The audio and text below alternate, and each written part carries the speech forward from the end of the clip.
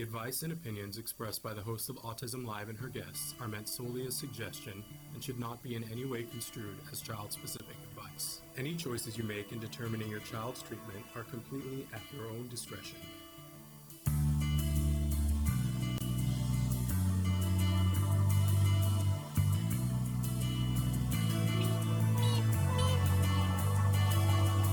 Good morning and welcome to Autism Live. I'm Shannon Penrod and we are live right now. Today is, It's August 13th, 2025.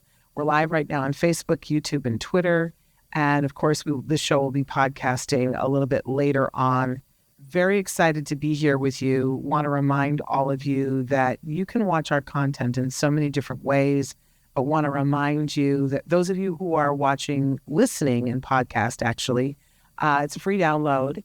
But if you listen in that way, you will have advertising pop up. And I hope that you embrace that and go, woohoo, they're making it so that I don't have to pay for this content, right? If you find that that is not conducive to how you want to listen and you'd like to have it ad-free, you can head over to glow.fm/autismlive for a small monthly fee.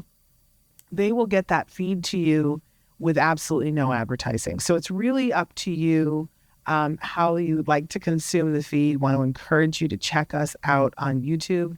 There you can because a lot of times just to be clear, we do the show audio and video. And that was originally the intent of how we wanted people to consume. We have PowerPoints and, visuals and, you can see guests and all of that. And I think sometimes it's easier to consume the content that way. But we also understand that so many of you need to take this content on the go. And so we've tried to modify so that you can listen audio only and not miss out on much, right? But feel free to consume it how you want to consume. I wanted to get all that out of the way because I'm already emotional. It's funny because I took a couple of weeks off with my son and we were touring different card centers throughout the Midwest. That's where we were in Illinois and in Texas. And I got to meet so many people. It was really life-changing. And so many wonderful parents, so many wonderful kiddos, so many wonderful professionals that we have working for us in the card centers. And somebody asked me a question at one point. They were like, wow, you've been doing this show for 14 years now. What is left to be said? And I said, gosh, there's so much still left to be said. And there are a couple of things that I say to people when I'm sitting one-on-one with them that I haven't said on the show. And I don't know if it's because I want to take everybody into consideration and I want to be, considerate of everybody. And when I'm one-to-one with people, I tell them a story. I say, I'm going to ask your forgiveness for a moment. Indulge me because this will make everything make sense for what I'm about to say. That years ago, when my son was in kindergarten, he went, and by the way, he was in a fully included kindergarten class, thanks to CARD. And everybody in the classroom got to know me, the other parents got to know me, and they got to know my son. And we had written a children's book together, and we came in and presented it on World Autism Awareness Day to the entire class. And we weren't being mamby-pamby about being a family that was that had an individual on the spectrum, is what I'm trying to say. So fast forward a couple of years later, I'm in the grocery store, and one of the moms from the kindergarten class came running up to me and she said, oh my gosh, I am so glad that I ran into you in this grocery store because my younger son was just diagnosed with autism and I didn't have a phone number for you. And Shannon, I just really know you're the person for me to ask for help and support. What do I do? And I tried to be considerate of her and what her style might be. And I said, and I said a bunch of things like, you might want to consider this, and you might want to consider this, and you might want to consider this. And because I wanted to not overwhelm her, and I wanted to not, be a know-it-all, and I wanted for her to be able to find her path. Okay, so we parted our ways, and I don't know, a year and a half, 2 years later, I'm in that very same grocery store, and she came running back up to me, and I don't know. I think maybe I thought, oh, I'm going to hear how well things are going, and she's going to say thank you for setting me on the pathway, and that is not what happened. She came up to me and said, she had her finger in my face, and she said, I am so mad at you. How dare you? And I never want to talk to you again, and don't ever talk to me. And honestly, you're not who you say you are. And I said, my God, what did I do? And she said, I asked you for help. I asked you to tell me what to do because I had seen the success that you had had in your family. And I asked you for help. And you told me I might want to consider this and I might want to consider that. And you knew that was a lie. You knew that what you should have said to me was, you need to fight right now like it's your life on the line and it's your kid's life on the line. And you need to do X, Y, and Z like your life depends upon it. Because if you don't, you are going to kick yourself 68 ways from Sunday. She said, you knew that and you didn't tell me. And she was right. And I made a pledge right then and there that if parents asked me that I was not going to candy coat things and I was going to tell them exactly what they needed to do and then let them decide and say to them, the choice is now yours. And I got to be honest, I don't always do that on this show because I'm trying to take everybody into consideration. And today, I'm going to put that aside.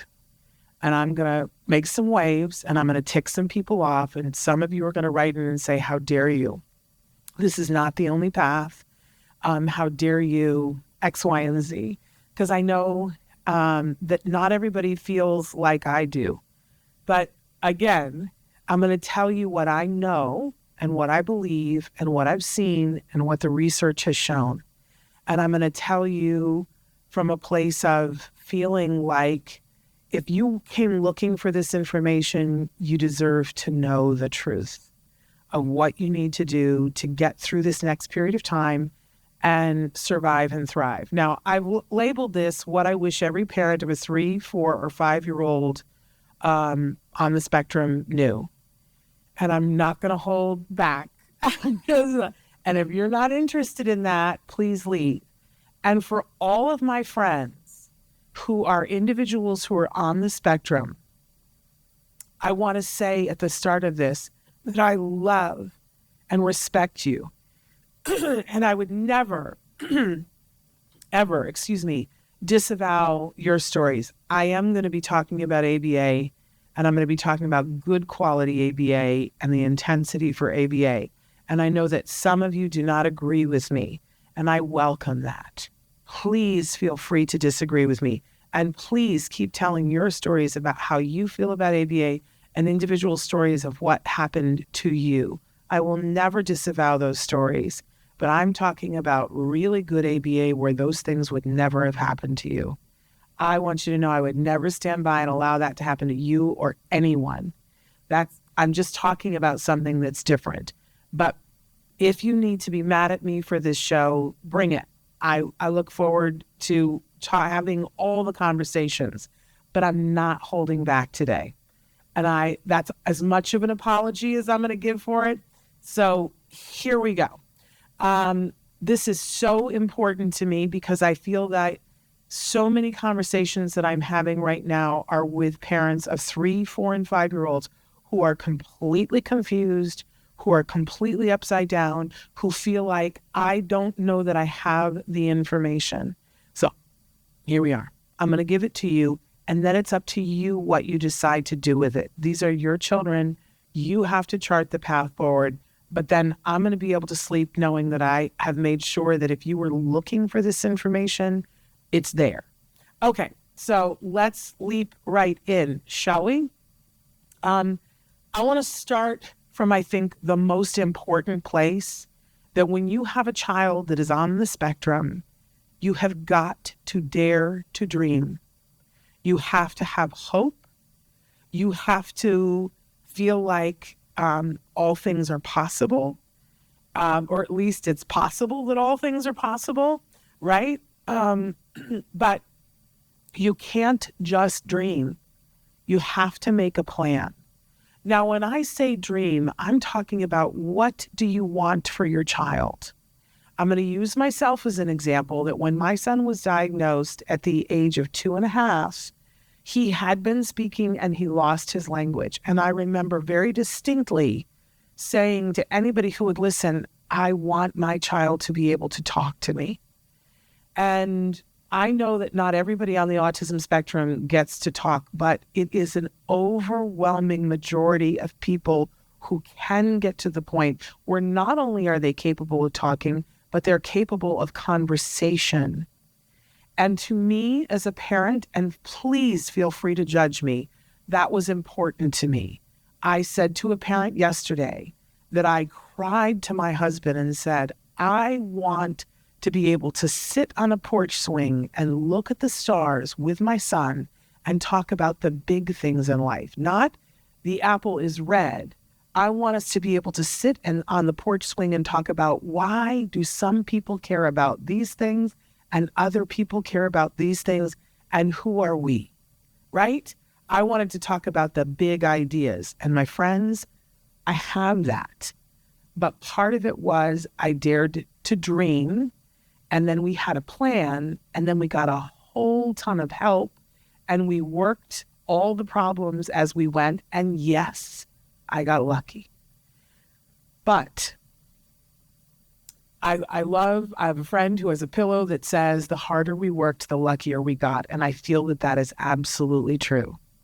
So, and I am somebody who can get very mired in paralysis, but it was made clear to me that I did not have time to be paralyzed, and that if I was feeling paralyzed, that I had to have a team of people to help me. So we're going to go through all of that, but you got to start with a dream.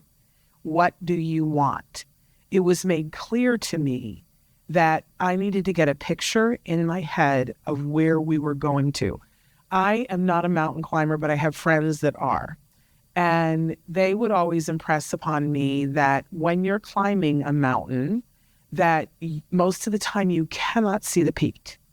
You are walking and putting one foot in front of the other on a trail, and you're on the side of the mountain. So you're looking at the side of the mountain. And if you stop to look up, often the peak is not visible.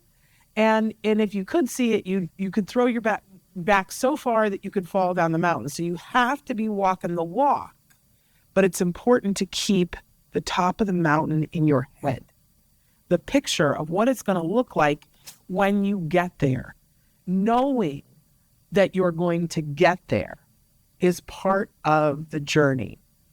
So I had a picture in my head that I wanted my son to be able to graduate from high school knowing that he could go to college. That was my whole dream. That's not necessarily your dream. What is your dream? But I'm going to ask you to get clear on it and make a picture of it. I pictured a day when I would stand with my son with his cap and gown on, and he'd be getting ready to walk for graduation, and that I would say to him, we did everything that we could, and now the world is yours. You go and figure out what you want to do with it. But I wanted the peace of mind and the peace of gut to know that the statement was true. We did everything we could. I got that moment. In fact, I've gotten that moment twice. I was able to stand there and say that to him when he graduated from high school. And then just a couple of months ago, I stood and said the same thing to him when he graduated from college. How lucky am I? Yes, I'm lucky. But we worked hard and we had a plan.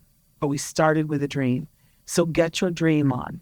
Get your dream on and don't let anybody take it away from you. People will try to take away your dream and tell you where your child may or may not end up. It's all baloney. Nobody can tell you where your child is going to end up. Nobody.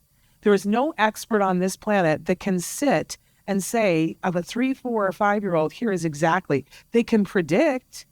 And, I trust somebody like Dr. Granpeesheh to look and say, this child has all kinds of potential, right? And the sky's the limit. Or to say this child is facing some challenges, but that's not a reason to not work. Dare to dream, but make a plan. I also want to evoke the Disney movie Brave. I know.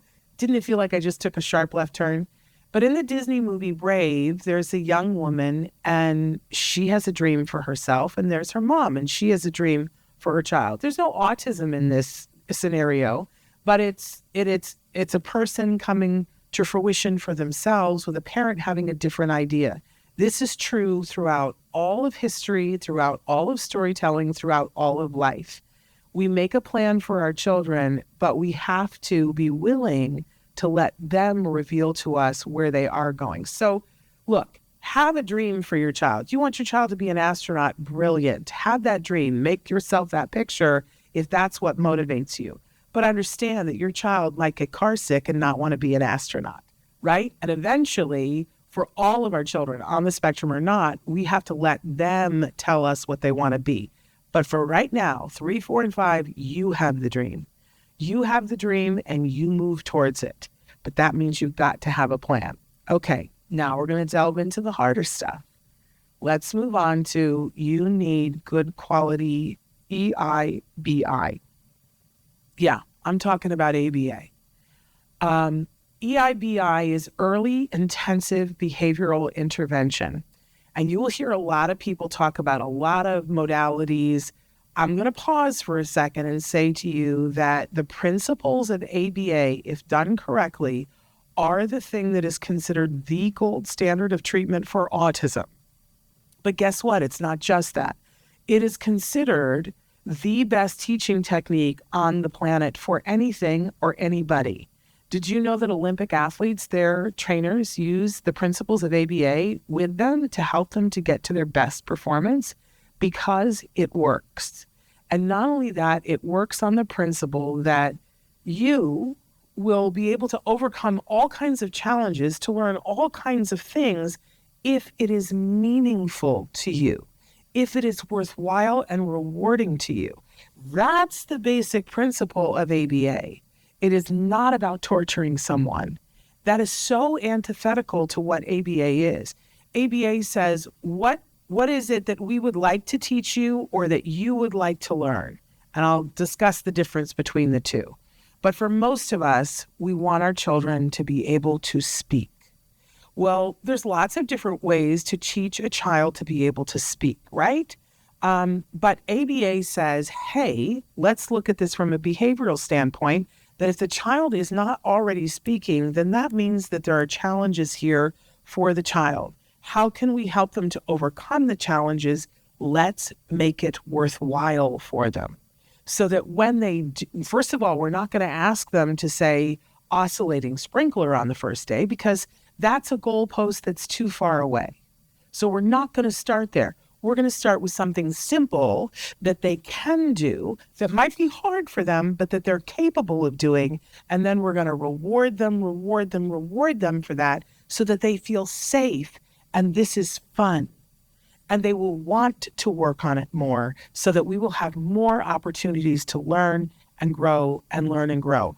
That is what the basic principles of ABA state.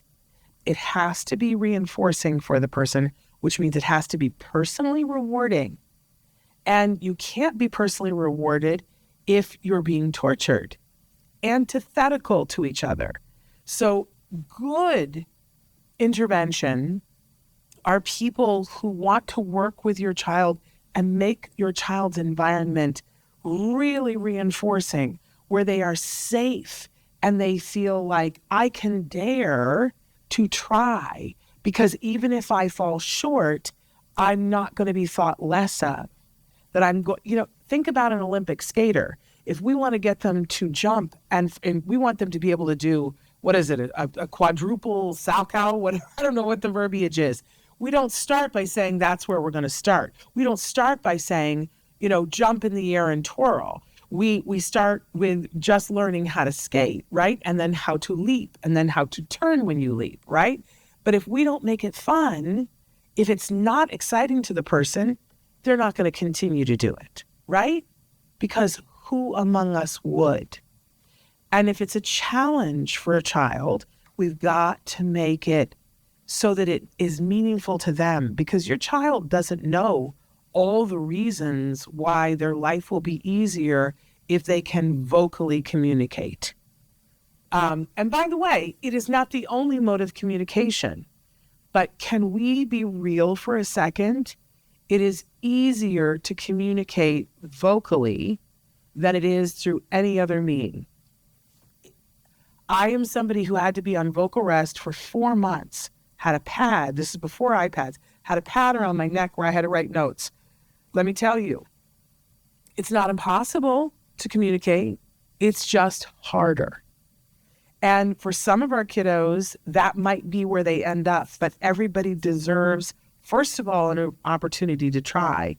And everyone deserves an opportunity to communicate, even if that's through an iPad, even if it's a little bit harder. That, to me, is a civil rights issue.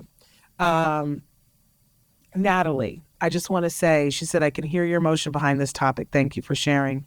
Lucy, I love you so much, Lucy. Lucy says, my soon-to-be 8-year-old child will be graduating from ABA soon. I'm sending you a hug. So proud of you. I feel like it's bittersweet. Love this journey. It's been both challenging and incredibly rewarding. It's also greatly increased our quality of life.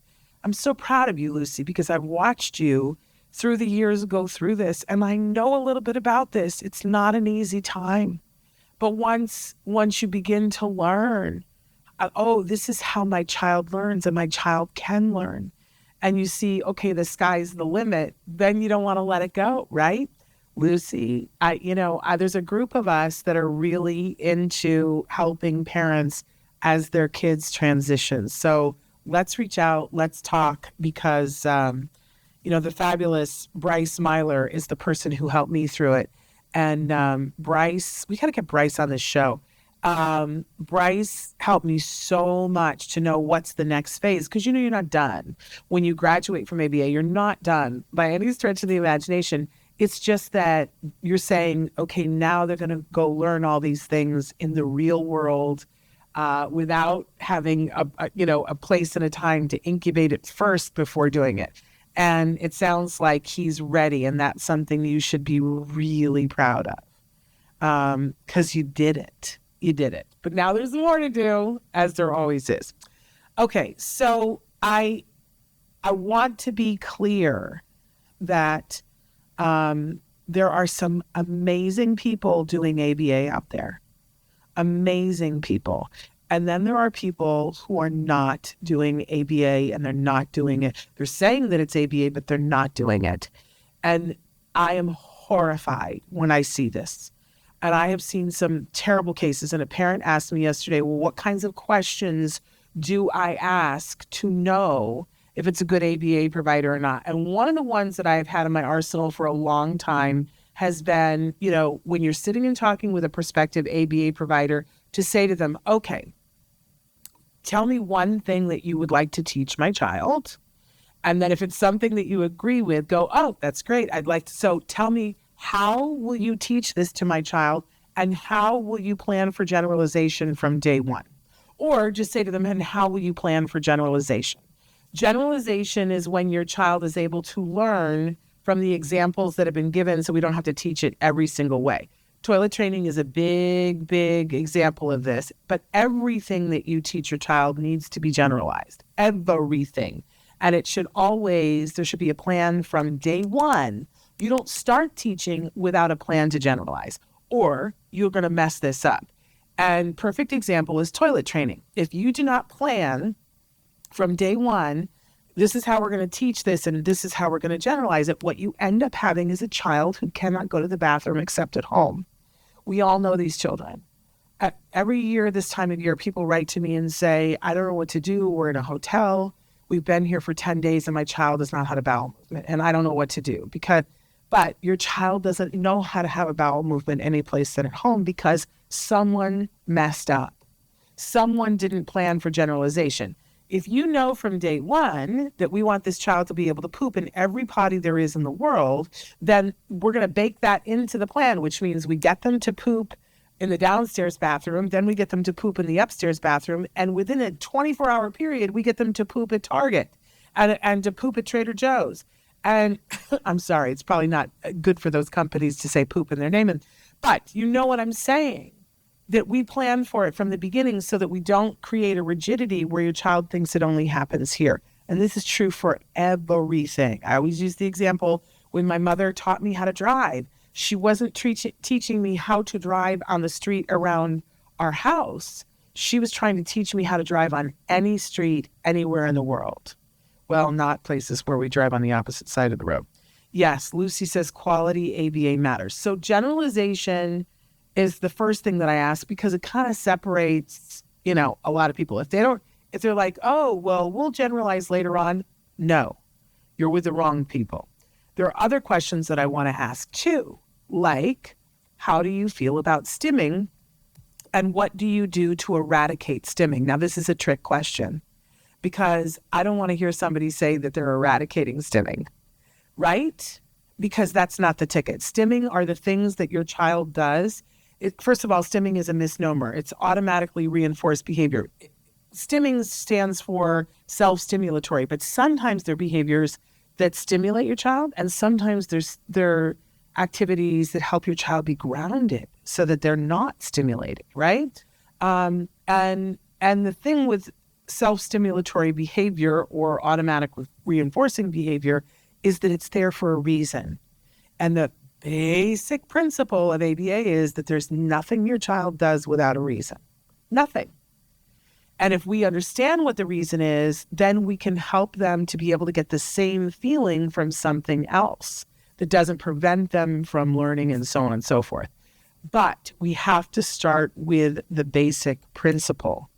So I want to know from the company, do you eradicate stimming? And what I find is that we have companies that are on both ends of this spectrum. Some who are like, oh yes, we eradicate stimming and I don't want to see that. That's not the ticket. We want to know, how do you find out? I want to hear the correct answer is we would look at what the function of the behavior is. And then we would try to replace something that gives the same feeling to your child, but doesn't prevent them from learning how to write, for instance. So that's the answer that I want to hear. But the other answer that I don't want to hear is, oh, we never intervene with self-stimulatory behavior. Because that's not the ticket either. Sometimes kids are injuring themselves with self-stimulatory behavior. And I don't want to hear that, anything that they're doing, we would never intervene because if they're hurting themselves, yes, we need to, right? There are many other questions too that I like to ask. I like to ask the philosophy of, how do you feel about intensity? I have told the story before. About a year and a half ago, I sat in on a meeting with an ABA provider with a friend whose child, they weren't eligible. They didn't live close to a card services. So they were getting ABA from somebody else. And I sat in, and this was a child who was about to be 4, and they had prescribed 10 hours of ABA. And I asked them, why? Why is this your philosophy? And the BCBA, there were 3 BCBAs on the Zoom call, and the BCBA said, well, that's what research has shown to be effective. And I said, can you tell me the name of the research study that you are quoting?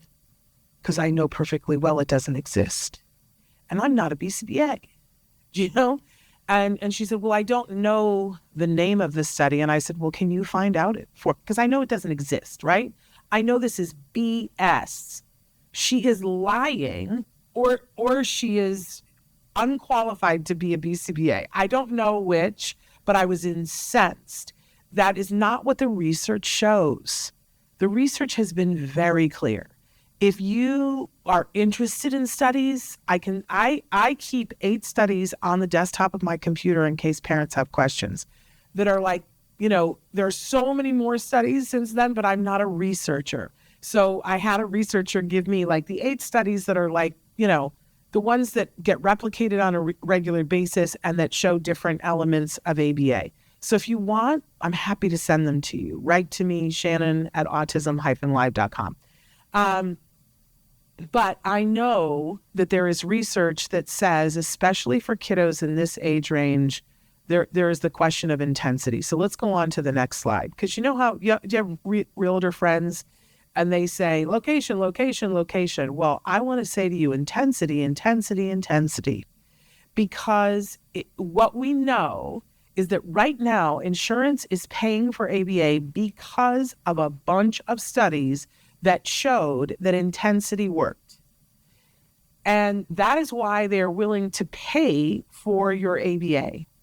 But unfortunately, almost no one is getting that intensity, and it makes me want to light my hair on fire and run screaming through the streets. Because and I speak to BCBAs and I go, who voted intensity off the island? I don't understand this at all. We know research has shown that for this age range, 3, 4, 5, that it's got to be 25 to 40 hours. And my friends, I just have to say to you, let's think back to the first slide where we talked about the dream that you have. And if you, like me, want to be able to look at your child and say, we did everything that we can, would you skimp and give the 25, or do you want the 40? I wanted the 40. I saw what the 40. Listen, in the beginning, I didn't. The first time somebody told me they were going to give me a 40-hour prescription, I about had a heart attack. I was like, my child's not even 3 years old. That's a full-time job. Are you out of your mind? Because that's the normal reaction, right? Anybody with me? Can I get an amen? But here's the thing. I'm an adult, and I looked at the research, and I watched a little boy who was 2 years older than my son who was talking, and I watched him interact with his behavior technicians, and I saw how he was learning. And I realized, oh, this isn't work for them. These behavior technicians make it be like Disneyland. If they're doing a good job, and listen, this is the big asterisk, right? They got to be doing a good job. We talk all the time on the show about the fact that, Dr. Granpeesheh says it all the time, I've got to get t-shirts made. It has to be fair. And that means it has to be fun. So it has to be fun and fair. And if it's not good ABA. But if it is fun and fair, if you take your child to Disneyland, is it exhausting for them? You get over that, right? It is. It's exhausting. But we all get over it because it's fun. And usually it's fair at Disneyland. Occasionally, lines are long. But it's fun and it's fair. And so your child will hang with it and they will learn and grow. And we don't go, oh, no, it's just too long of a day. We don't. It is intense at Disneyland, but it's okay because it's fun and it's fair. We know, just stop and consider for a minute. You want to learn a language? You want to learn how to speak French fluently? What is the French tutor going to say to you? Oh, you need to be immersed in it. Language takes so much time to learn, and the quickest way we learn it is to be fully immersed in it. So the truth of the matter is that while the studies have shown very clearly that it's between 25 and 40, but I would do the 40 because more studies have shown better outcomes closer to 40 than 25.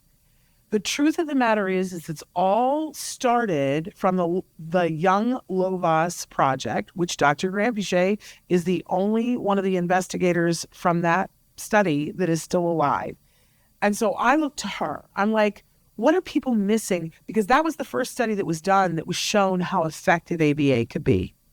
And then study upon study was done that replicated the results. But I always say to her, going back to the original study, what are people missing? And she says the intensity, but she's not just talking about the hours. She's talking about the fact that in that original study, the kids did 40 hours a week at a center, but that was just the beginning of it. They chose 40 hours because they knew that's how long the parents were at work. But the truth was that they were also teaching the parents how to do what they were doing at the center at home, because the goal was that every waking hour was an educationally enriched environment for those children. That's how intense it has to be. So I want to say to you, when your 3, 4, or 5-year-old gets evaluated, an autism expert gives your child a prescription and says, this is the number of hours that we're recommending. Now, for the mom that I was just talking about, I'm just going to say the incompetent person gave her 10 hours and she wouldn't know, right? But I am telling you, if your child is 3, 4, or 5, and you have gotten a prescription for less than 25 hours, I want you to throw the biggest fit that there is and threaten to report them to the BCAB for their licensure because they should know better. And I want to say to you that if you're a 3, 4, or 5-year-old, let's say you've gotten a prescription for 30 hours, I want you to argue with them. I want you to push for 40 because the truth of the matter is that if you fuss, the insurance company will give you 40 hours. For a 3, 4, or 5-year-old who's just starting out on their ABA journey, they'll give it to you. They're not going to give it to you for very long. This is where I'm making waves. They're not going to give it to you for very long. So you have to take advantage of that first authorization and show them that you mean business. And this is where I was wrong talking to that mom that I was talking about at the beginning. I should have said this to her. You need to act like this moment is everything in the world, that every battle that comes after this is less important than this one. Fight for the 40 hours. Fight for it like your life depends upon it, because your child's ability to get to their best outcome 100% does. You will win.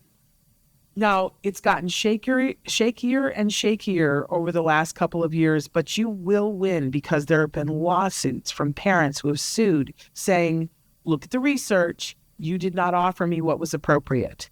So you stand on their shoulders, those brave people who filed those lawsuits, and you get that 40-hour program and you use it like your life depends upon it for at least a year, because they're going to start to take it away from you. In the second year, they're going to tell you, oh, we're only going to fund 32 hours. And you know what? You fight to get the 38 hours or the 36 hours. You fight all along the way. It'll never be as big of a fight as just saying in the beginning, I want those 40 hours. But it does matter. Let me pause for a second to talk about compound interest. Do you know about compound interest? I'm not a financial person, but about how, if you take $1 and every day you add $1 to it, right? So that I'm getting it wrong already. There's the golf metaphor that if you, the first hole, you say, okay, we're going to do $1, but then we're going to double it every hole, right? So by the time you get to the last hole, it's like $1 million because you're building on what is already there. Think about when you go to the gym. If you go to the gym and you go 3 times a week and you're there for an hour, okay, it's not that it's not going to make no difference, but you're not really going to change how you look, right? That's not enough to change things. But if you start going 4 hours a day, right? What you get done in 4 hours, and then you come the next day and you're going to build upon that, you start to see a real difference. And for people in Hollywood, when they want to look cut for a movie, they go 8 hours a day. And in a very short period of time, they look significantly different.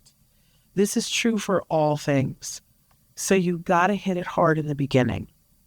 I'm going to talk about school in a minute because I think it's the biggest deterrent to getting that. But intensity, intensity, intensity. If you give less, when the reason why we don't want to do less than 25 hours with a 3, 4, or 5-year-old is that, you know what happens? Your child goes and they're trying to learn this thing that's hard for them, and they never quite can get it because they just don't have enough practice. So it becomes frustrating, and then they don't want to try, right?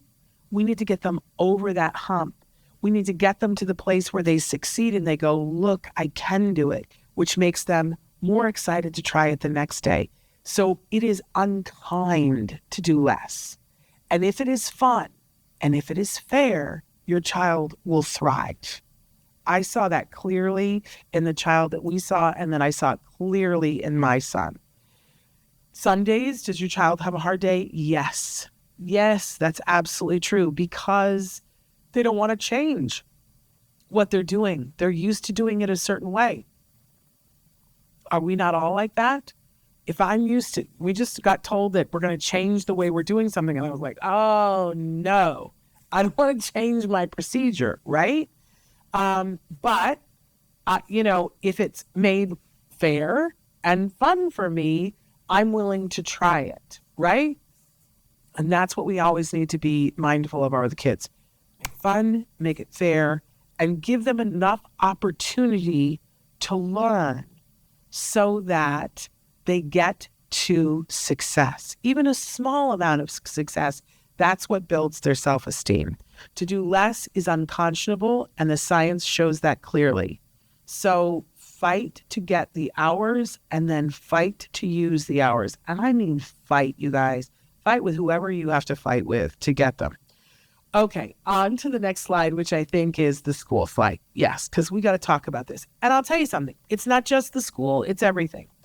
If you have a 3, 4, or 5-year-old who's been diagnosed, you are someone, first of all, I got to tell you, you're doing a great job, because the statistics show that most of the kids are getting a diagnosis at 6, which is horrible. It's horrible. So if you've gotten the diagnosis and your child is 2, 3, 4, or 5, you're an extraordinary parent.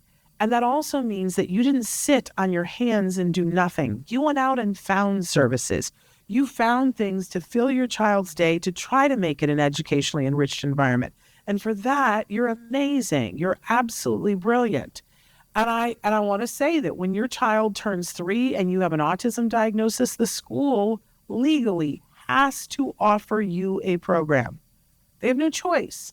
They have to offer you a program. And if your child comes to their school, then they will get some money for your child being there. And this is important to note, because schools are built to just grow and grow and grow. There's no end. They can always add a trailer to make another classroom, right? They can always add more teachers, because that's the way school is funded. So if your child doesn't come to do their early intervention autism program at the school, they don't get that money. That money is poof, it is gone. There is no way to recoup it. And I'm a former teacher, and I love school. I really, truly do. However, hear me say this. School is not the right place for your 2, 3, 4, or 5-year-old on the spectrum. Now, is that true for all kiddos? No. So I'm going to put an asterisk there.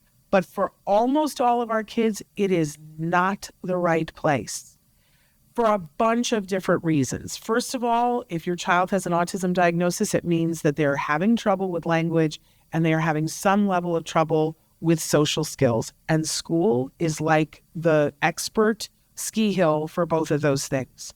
And if your child goes and they don't have the right support to handle the fact that they are not able to completely advocate for themselves language-wise, and they don't have social skills to deal with it, whatever the social construct is of their classroom, they are fodder for bully, and it is very likely that stuff in the classroom will become aversive to them.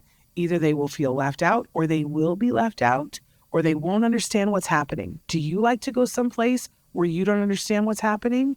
And that where you get marginalized and you don't know what's happening? No, nobody does. Please don't do that to your children. Also, the research has already been done on the difference between doing ABA intensively and doing school, and which has a better result for 2, 3, and 4, and 5-year-olds. And guess what the research shows clearly? By far, that the children getting ABA make so much more progress.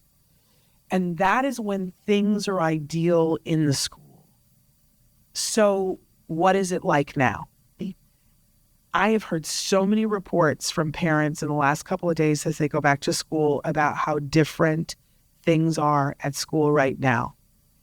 I know that the director of education, the secretary of education, had said that no student who has an IEP is going to have a loss of services.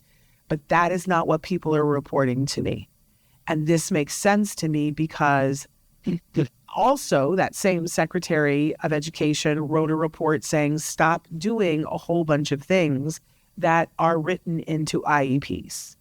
So where is the funding for all of this? And I'll tell you, it's not there. So even on the best day at school, when school is as funded as it has ever been, I would still not send a 3, 4, and 5-year-old to school unless a couple of things were in place. That's on the best day. but this is not the best day. Your child, please hear me say this, deserves better than to be put at school. Now, do we want them to go to school eventually and be successful? 100%.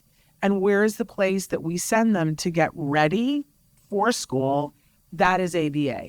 Good quality ABA. Hopefully your ABA program has a school readiness program that's working on all the things that your child needs to be able to learn to go to school. If you don't have that in your ABA center, ask them about it.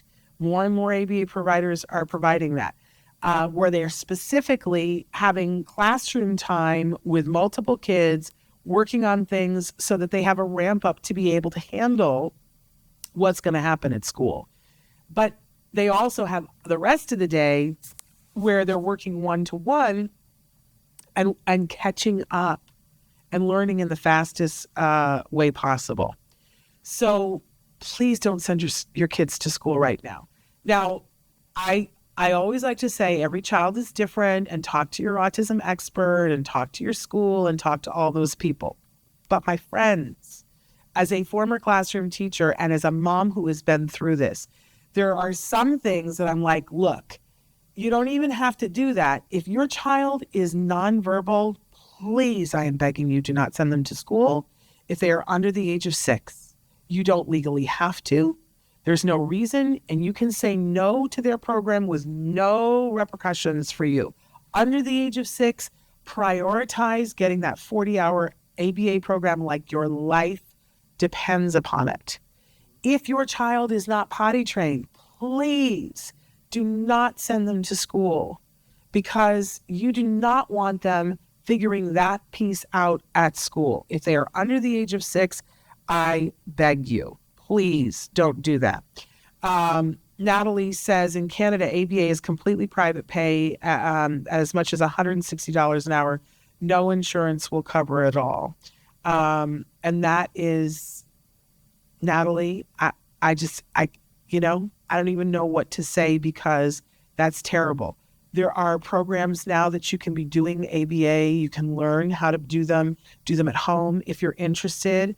I have a pilot program where I'm looking for a couple of parents, and I can give you access to one of those programs for free. Write to me, Shannon at autism-live.com.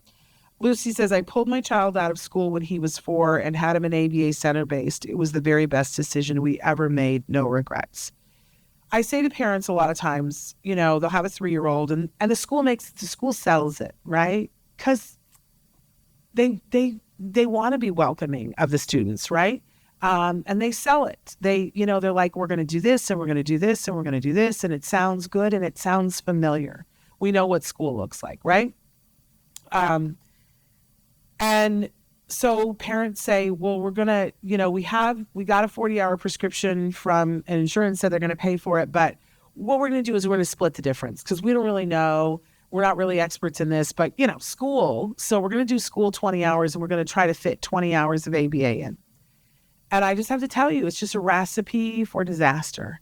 And parents don't realize it until 3 years later, when their child is still in a special day classroom and they see other kids that are making more progress and aren't in a special day classroom anymore. And they're like, how come other kids are having conversations and my child isn't? Let me tell you why. Because when your child is diagnosed, you have that funding for that robust 40-hour program. You really do. If you squawk, you'll get it, right? And I say, instead of saying, hey, let's split the difference and we'll try both things, I always say to parents, let's do the opposite of that. Let's not do that. How about if you just try ABA at 40 hours and let's say you try for 3 months. Just try it for 3 months and see if you don't see a big difference in your child. And if you don't, you can say, okay, that's fine. And then you can try this 2020 or whatever you want to do. But this is unknown to you. So I'm just going to ask you, please do this for 40 hours. Give your child this opportunity to see what happens. And can I tell you, of all the parents that have ever committed to that, not a single one of them has come back and said, the ABA thing didn't really work out. We didn't see that much progress, so we decided to go back to school. Not a single one, not once, never. What they said was, my God, I would not have believed how much more my child can learn in 40 hours. I can't believe how different things are. I can't believe how much happier my child is. I can't believe how much easier our days are. Now I can't wait to see what else we can get to. Please don't send your child to school without trying that first. Okay. I don't know what else to say about the school, except to say that when your child is 6, it all changes. When your child is 6, the day that your child turns 6, they legally have to be registered at the home school. And then you're into a whole other area, and you have to make sure that they have the IEP and all of those things. We've done lots of shows on that. I've got you for that as well. Check that out. But your child only has a certain number of hours a day when they are 3, 4, and 5, and you get to decide how they're using those hours. And if I could say to you, listen, all the things that you're hoping and dreaming for are possible if you give them this robust, intense ABA program, and you make sure that it's fun and it's fair, and you make sure that, and if your child is miserable, something's wrong. Like occasionally they'll get frustrated, but if your child is miserable, this is not the ABA program, right? You should see your child being happier. You should see their world starting to make sense, right? You have to give them this opportunity. I'm just begging you. Everything depends upon it. Not going to mamby-pamby it. But don't work with somebody who belittles your child. Don't ever work with somebody who takes away your child's self-esteem. That's not ABA. That is antithetical to good ABA. And when you are I always encourage you, especially the younger your child is, make them give you some sessions in the home and get a baby monitor and watch what they're doing. And if you don't see them being kind and encouraging and making it fun and fair, you're not with a good ABA provider. I think that most quality centers will require you at some point to let them come to the center and make sure that the center that you're in, that there's cameras in every single room. Make sure that, your child will tell you if they're going to the center and they're happy, then you know that good things are happening there. If your child, I would say the first week, your child is going to be like, I'm going to have separation anxiety. I don't want to be away from you. That is normal. But if your child continues to fuss, you got to have a meeting with those people and figure out what's going on, because your child should be happy to go to the center. They should feel like they're going to Disneyland. Okay, so let's move on, because we only have a few minutes left and we got so much to talk about. Now I want to get into the things that you're going to need to be able to make the things that we just talked about work. I mentioned before, you got to have a team.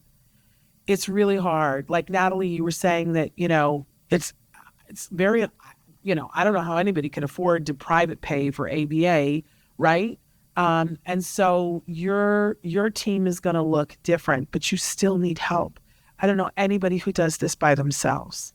So find whoever you can work with. Find people who can help you and to be a part of your team. And you will be surprised at who those people are. Like I remember, talking with our friends and family and having an expectation of certain people were going to help me, and they just didn't. They just didn't. They couldn't. I laugh about it now. I was despondent about it at the time, but there were other people who stepped forward that were kind of surprising, that went, I can help. But you have to be willing. You have to be willing to say to people, this is what we're doing. You have to be willing to hear them if they say, I'd like to help. You have to be willing to help them to help you, because sometimes they have ideas about how they're going to help you and it's not helpful. But you need a team. And sometimes it can be people that are long distance, and other times it needs to be people that are there. But you have to let go of the idea that you can do this by yourself. It's not true. And what will happen is you will get sick. I've seen that happen all too often.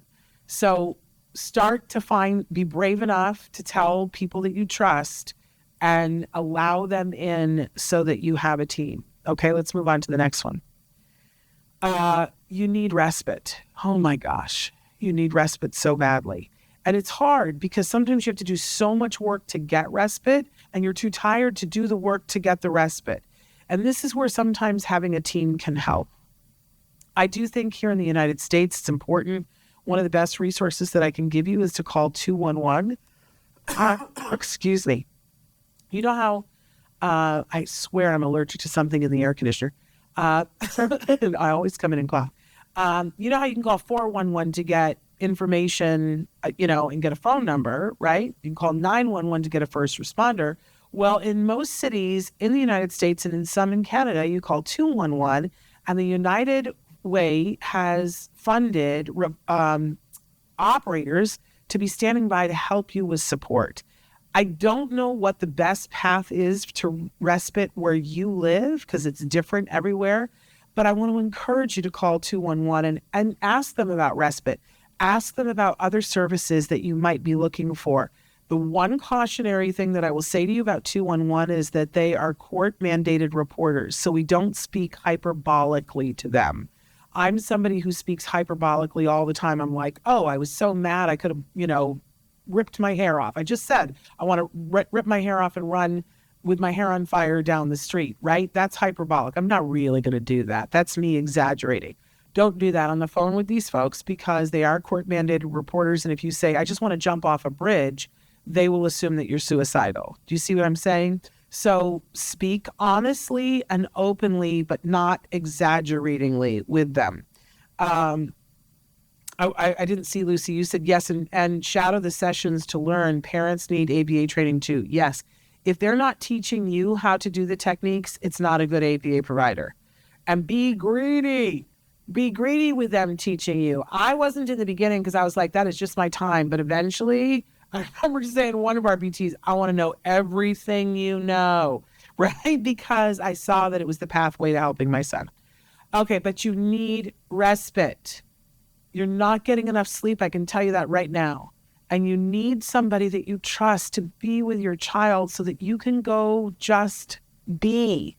And sometimes, do something that's a hobby or fun. You cannot lose yourself in this path and do this successfully. So you need respite. Reach out to 211, or you can reach out to me and I'll help you to figure out what might be available in your area. Again, I'm Shannon at autism-live.com. Okay, next one that you need. Health cannot be denied. We are learning so much more about the importance of general health with autism, but it's everybody's health in your household, right?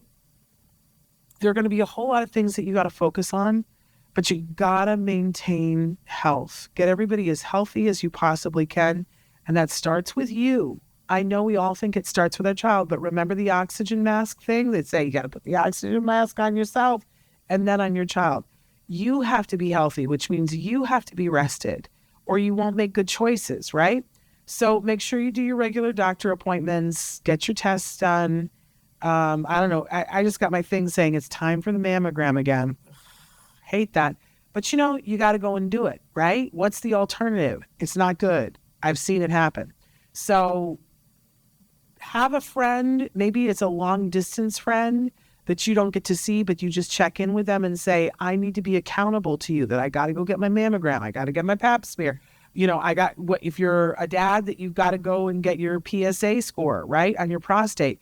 Everybody has to get colonoscopies. You got to go to the dentist. It's a drag, but you got to be as healthy as possible because this is a marathon, not a sprint.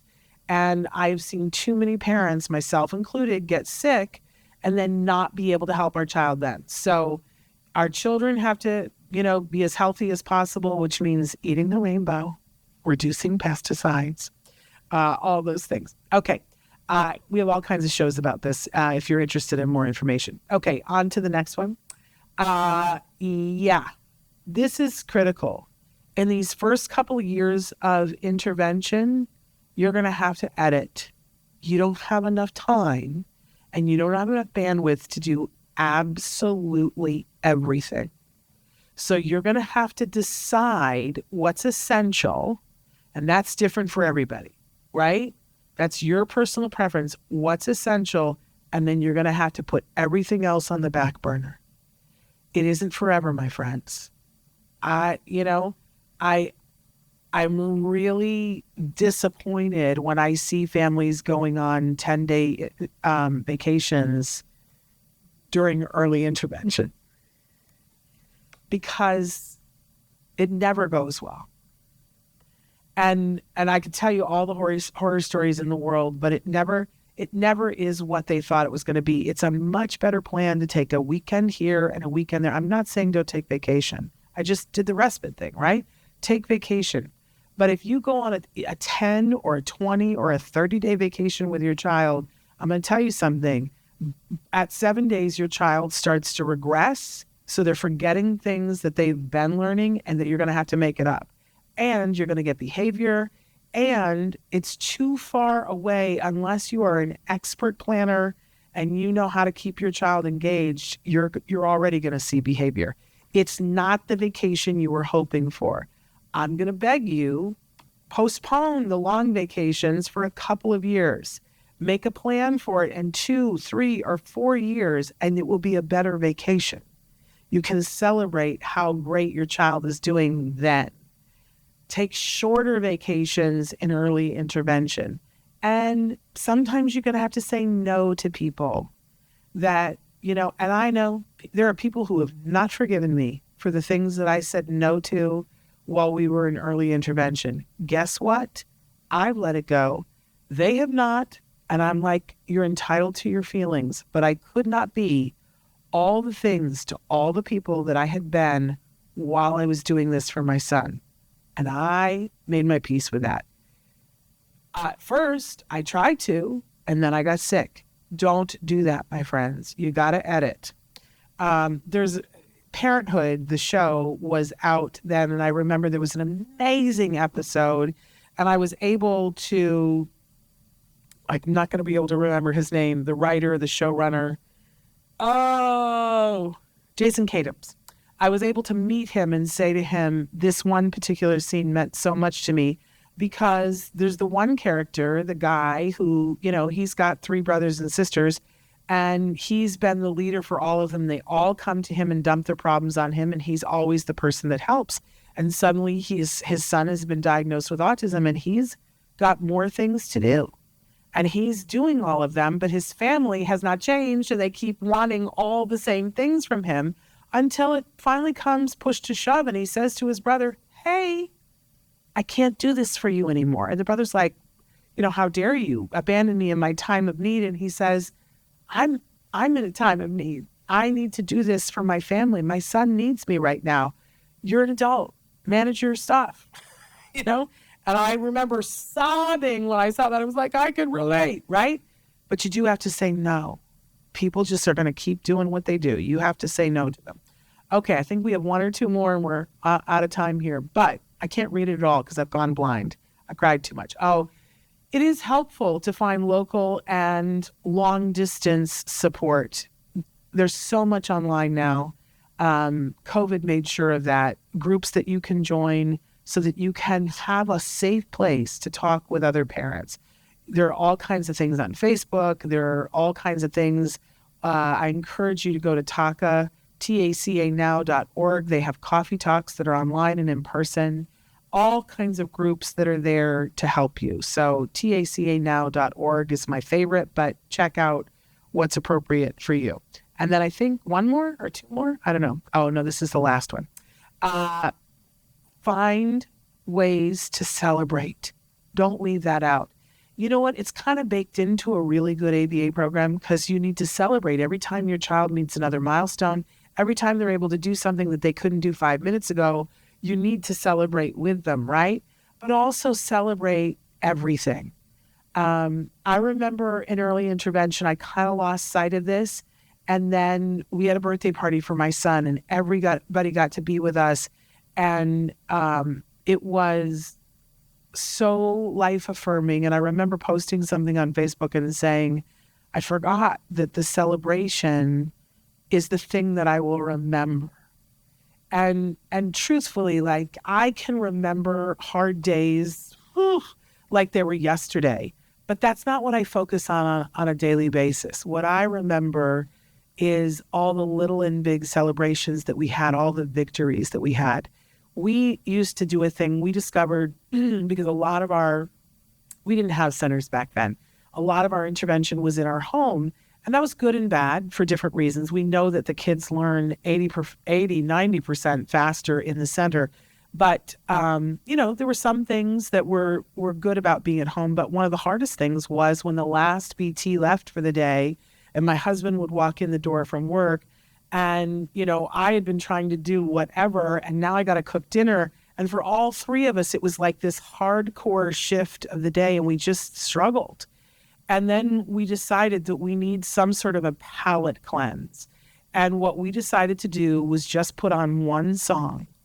Every day when we were all there, we would, and the rest of the day was over, we would put on one song and we would just dance it out like they do on Grey's Anatomy. And so we would stand there in the living room and just dance it out. And we did that for most of the time that my son was having therapy. And then we stopped. I don't know why. And we talk about it all the time because that is what we remember. That is what all of us remember, dancing in the living room at the end of a hard day. So find your way to celebrate big and small. Don't leave it out because these years are precious. They're intense and they fly by, but they're precious. And you want to have good memories of the victories. So find your way to celebrate. There's so many more things, but those are the most important things. Don't miss this time. Don't mamby-pamby. Don't put it off. Don't wait. If you've got the diagnosis, get that early intervention, get it intensively, and act like it is the most important thing. Because if you do, I promise you, your child's life will look so different than it would if you hadn't done it. Their ability to communicate will be stronger. You will have solidified their best path forward. I'm sending you all a hug. If you have questions, write to me. I'm here for you, but don't waste this opportunity and don't waste it on school. I beg you. All right, we're back next week with Ask Dr. Doreen and a great, great show on Wednesday with a great, great guest. Until then, thank you, Lucy. I just adore you. But until we're back next week, a hug for you and a hug for your kiddo. We'll see you then. Bye-bye for now.